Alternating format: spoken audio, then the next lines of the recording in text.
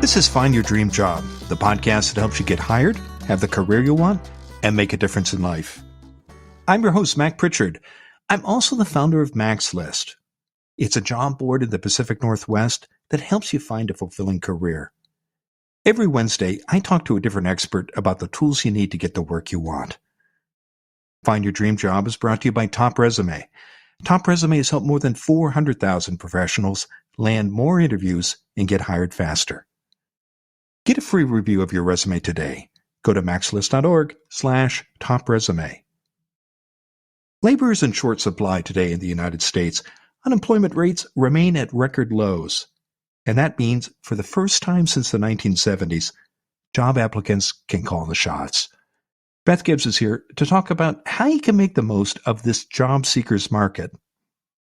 She's the People and Culture Director at Impact Northwest. Her organization prevents homelessness by partnering with people as they navigate their journey to stability and opportunity. She joins us from Portland, Oregon. Well, let's get started, Beth. What does it mean when we say we're in a job seekers market? Well, in a job seekers market, it means that the job seeker is in the driver's seat. So frequently in the last couple of decades, it's been reversed, where it feels like it's the employer's choice. It's all about what the employer wants, and you as a job seeker are looking to convince them to hire you. And now we're in a different market, and it's expected that this market's going to be like that for kind of a while. Like, we might see some dips and some changes, but it's not going to fluctuate very much. We've got a lot of changes that are happening, that are making this something where it's a great opportunity for job seekers to really take advantage. And how does a job seekers market help applicants? What difference does it make when you're doing a job search? It's a great time for people to think about transition and opportunity. I was reading a great article in the Harvard Business Review by Mike Clementi, who, everyone's hearing about the Great Resignation. And he said, why don't we reframe that? Because the resignations it's a symptom. What we have is a great exploration. And that's an opportunity for job seekers to think about, what do they want to explore? What do they want out of a job? What makes you happy? Because you're going to spend a lot of time at your job. Like, we all spend at least 40 hours. There's a lot of part-time jobs. But it's an opportunity to think, what do I want most? What makes me happy? And with all the job opportunities out there, it's a great time to think that through. So when we talk about the Great Resignation, the people who are leaving positions, they're not stopping work altogether, are they, Beth? They're leaving one job to take another one, aren't they? That's correct. There used to be a lot of thought about don't jump jobs, right? There was a I think that's kind of old school thinking of that. You don't want to have a short-term job on your resume, but that is something that has really changed even before this Great Recession, that job seekers are looking for opportunities and growth, and that right now, with so many jobs open, somebody who's in a position where maybe they're in an organization where they've reached the limit of where they can go, they now have an opportunity to move to another organization, another job, and move up, because all of that stuff is all of those opportunities are becoming available. And that leaves a really good opportunity then for others who are looking for that next stretch goal to jump in and grab that job. You're a hiring manager. You've been recruiting people for some time now. What do hiring managers like you do differently in a job seekers market? Well, we have to get creative. But one of the main things that we have to do is rethink about particularly the skills and qualifications. Right now, instead of thinking about the job as, I want somebody with X amount of experience, let's say in HR, I want them to have 5 years of experience in HR and really understand labor laws. We might instead be looking to say, we want to find somebody who we can train, who has the right fit. Maybe they have office experience, office management experience, and that's going to translate to HR experience. That's just an example, but we're looking to train people. We're looking for someone who's enthusiastic, but we're trying really hard to think through, like, is this skill set that we put as a job requirement a barrier? Are we going to get applicants? And we need to rethink instead, what can we train as opposed to who can we find that has those skills right now? Are you seeing, Beth, that more employers are asking for fewer credentials like college degrees, for example, or certifications? Is that a trend that is becoming more apparent? It depends on the industry. I would say that in my industry in social services, we have absolutely been looking at that. And we're looking at it prior to this time period, because it creates a lot of barriers for people who have lived experience. And I think a lot more employers are going to start to understand that lived experience and skills that can transfer. They're not the exact skills, but like there's a correlation. There's like this skill here that this person has is not the exact same skill of the job we need, but it will help us. It will be something that will make it easier for that person to learn the new skills. What about salaries and benefits, Beth? Are you seeing employers increasing wages and offering new benefits because of this job seekers market? Absolutely. Yeah. With inflation, with the job seekers market, employers are looking at wages very seriously. Signing bonuses. There's a lot of things that we're starting to see. You see it on signs as you're driving down the street, as a help wanted, but you also see a sign of like signing bonus that's coming up. And benefits is pretty interesting. So I think that employers are going to have to find very interesting and different benefits beyond just your standard, like medical and dental. Like where employees are looking for flexibility, they're looking for benefits that are really going to enhance their job experience. Well, let's talk about your ideas for how job seekers can make the most of this market. And you touched on this earlier in the segment. One is to capitalize on the advantages the market offers to get what you want. What do you mean by this, Beth? Tell us more. Well, now is a good time for people to think about, are you happy in your job? Is this what you want to be doing? Is this a time to make a transition? And to think through what you really want out of your job. And do that self-reflection before you start searching. You might have somebody who they've been in a job a long time and it's time to make a career change. This is the time to start thinking about career changes. I think people kind of feel like they can't change careers, but your average person usually has more than one career in their life. And besides thinking about careers, what are other changes you might consider exploring when you look for a new opportunity in this job seekers market? For example, so many of us, when we think about changing jobs, we think about getting an offer, getting a certain salary figure, maybe some basic benefits like health insurance. Are there other factors that people should consider in order to capitalize on the job seekers market?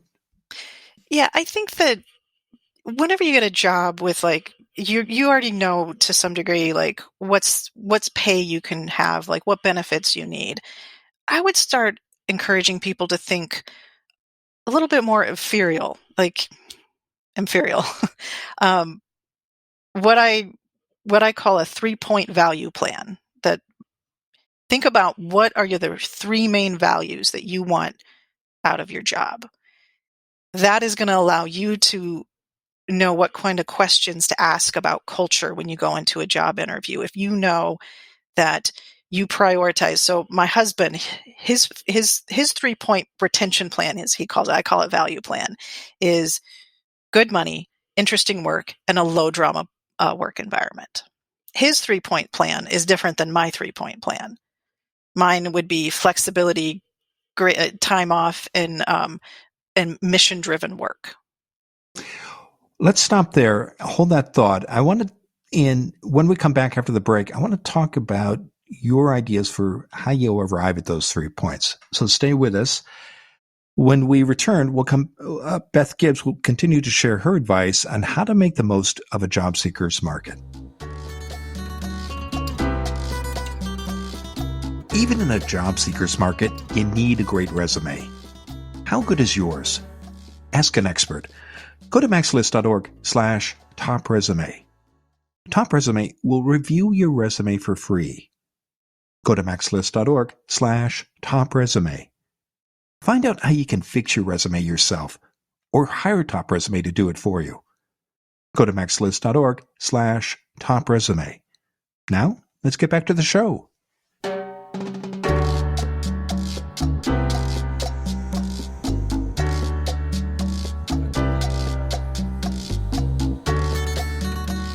We're back in the Max List studio.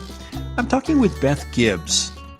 She's the People and Culture Director at Impact Northwest. Her organization prevents homelessness by partnering with people as they navigate their journey to stability and opportunity. She joins us from Portland, Oregon. Now, Beth, before the break, we were talking about how to make the most of a job seeker's market, and you brought up the example of your husband coming up with a list of the top 3 things that mattered, and you shared your own list. How do you recommend to a listener that they arrive at a list of their own? I would recommend to think about your past jobs that, not like even jobs you didn't like, but what did you enjoy from them? You're thinking about what experiences have I had and what has been the most valuable experiences for me, even if it wasn't the perfect fit. And you're starting to prioritize that, like, I'll just sound like my mother here for a minute, make a list, sit down, write, and make a list and figure out what are all of those different values, and then start to prioritize them. You're hiring manager again. Can you tell when candidates have lists like that or maybe it's not a list of 3 things, but they clearly know what they want? Does that come across in interviews? Yeah, it really can. It really comes across usually in the questions that an interviewer asks or an interviewee asks at the end of an interview.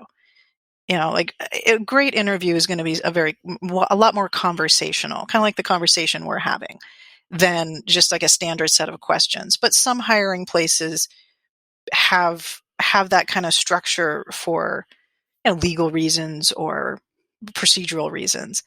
But a candidate coming in who knows what they want, knows what those values are, has taken the time not just to reflect on those values, but to think about, how would I learn that in an interview? What questions could I ask at the end of an interview when they say, and what questions do you have for us that would give me that information? Is that appealing to you as an employer? Oh, very much so. I love it when someone has really interesting questions. The last person I hired had a question that it wasn't like a direct question. It was much more like a metaphor kind of question. It gave us a really good sense of who he was, and it allowed us to answer from our values as an organization. It was a great fit. Why does that make a difference, Beth, when you ask those kinds of questions that reflect the values and the goals you've set for yourself as an applicant? It helps an organization understand who you are more. There's a lot of interview questions that it's easy to kind of come up with this pat answer. I mean, and no interviewer really wants to hear no one wants to hear what they think you want to hear. We want to hear what's actually true for that person who we're interviewing, so we can understand better how they would fit into our culture. Working in nonprofits, we're very culture driven, and so it's very important for us to be able to get that information. It's not just about, can you do the job, but is this organization and the people here, are we going to be a good mesh together? Another recommendation you have for making the most of this job seekers market, and you touched on this earlier in the first segment, is to apply even if you don't have all the experience required. What percentage is the right range, Beth? If it's not 100%, how much experience should you have? 40%, 50, 60? What do you look for? I think anywhere from 40 to 60. Like, it kind of depends on what the different criteria are. And this is something I would tell your listeners as well. When you see a job description that has it listed all of the requirements, don't be intimidated. A lot of organizations companies, we don't always update our job descriptions as fast as we would like because it's a whole process. So you could be looking at a job description where the hiring manager, should they have updated that job description? Yes. Did they? They might not have. So don't be intimidated by you not quite having that skill set or the requirements fully. Look for the things that seem like they're really key. If they've got a job listing that says we need X years of experience in something specific, like maybe it's labor laws, go back up to the job requirements to see how much work are they saying is going to be in labor laws. Might be that they want someone who is knowledgeable but hasn't done the work. It's like you've worked in an office experience, like an office job, and you have some of that base experience, but you haven't done that specific work. That's what I would recommend. I'm struck by the range that you suggested, 40 to 60%, because typically in the past I've heard employers say, well, we don't need 100%, but 60 to 70% is what we generally look for. Do you think that lower range is a reflection of the current state of the job market?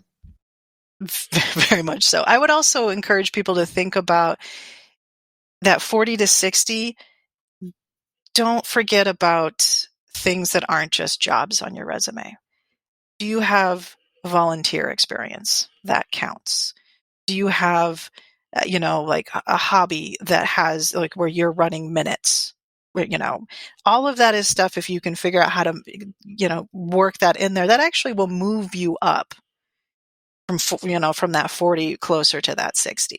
It's going to vary. Some companies aren't going to be able to budge on that. They're really going to need that 60 to 70. It's really going to depend on the job. But for particularly those entry-level positions or positions where, it's not high up, it's not management, I think the employers are having to be a lot more flexible on that.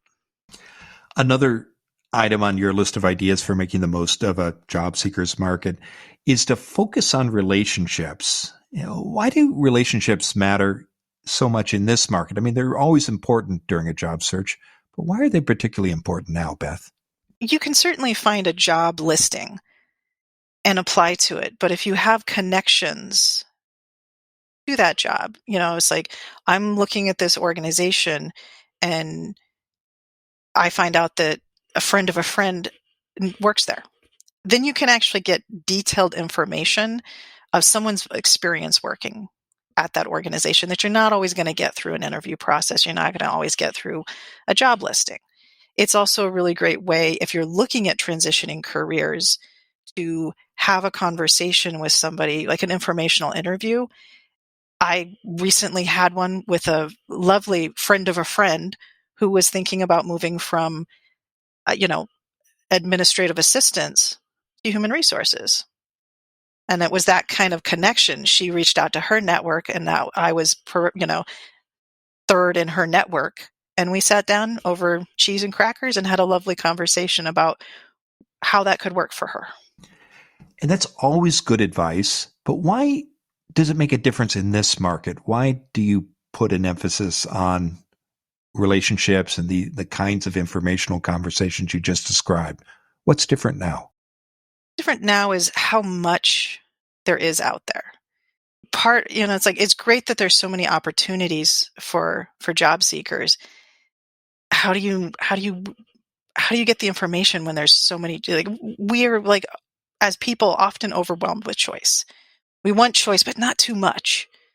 So if you leverage your network, you leverage your relationships, that can help you, like, kind of winnow down that choice to something that is easier to move forward with. It doesn't feel overwhelming, that you're not, like, you're not darting around to too many different things. And it will also help you figure out, from your values, where's the industry you want to work? Where's the companies that you want to work? And having those connections to those relationships allows you to get more details than you would otherwise. What do you say to a listener who says, well, I want to remain open to all possibilities. So I'm not going to pick a company. I'm not going to pick an industry. I'm just going to keep my options open. Is that an effective strategy, particularly in this job seekers market? That person would get a job, right?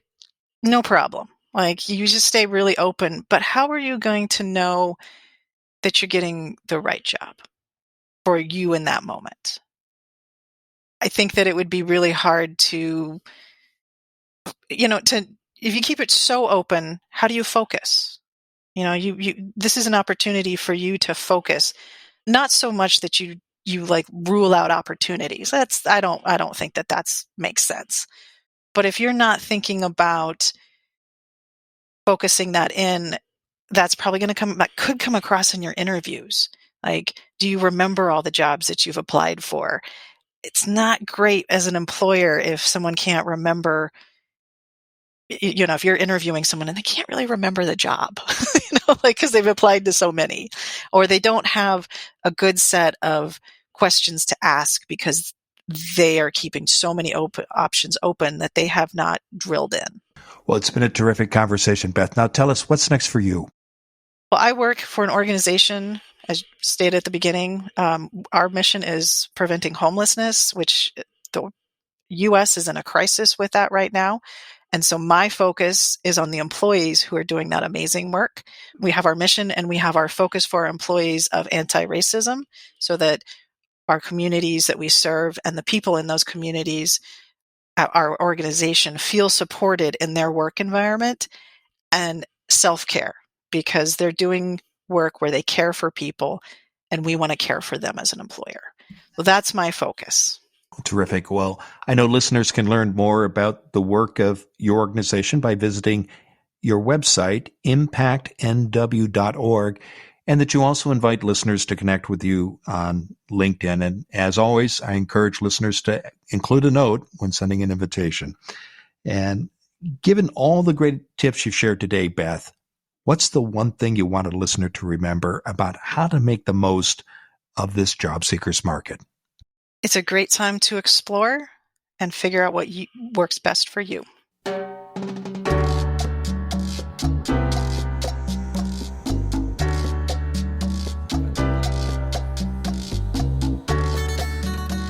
Make sure you never miss an episode of Find Your Dream Job. Subscribe to our free podcast newsletter. You'll get information about our guests and transcripts of every show. Go to maxlist.org/newsletters.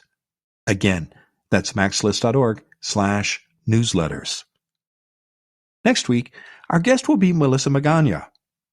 She's the HR generalist at Habitat for Humanity, Portland region.